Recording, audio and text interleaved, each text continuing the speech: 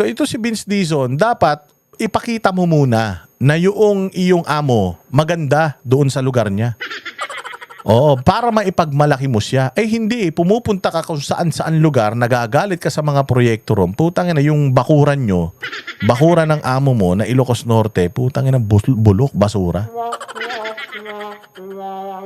O hindi ba? O, dapat ganun. Eh, hindi siya, pinuntahan nung Madarahog yung Ilocos Norte. Tapos, ang daming mga proyekto, lahat, putang ina, parang alam mo yung Intro Boys. Alam niyo yung Intro Boys, di ba? Pag kayo magbabarkada, magigitara kayong ganyan. Yung tropa mong gitarista, magaling naman, pero puta walang natatapos na kanta. Puro intro lang.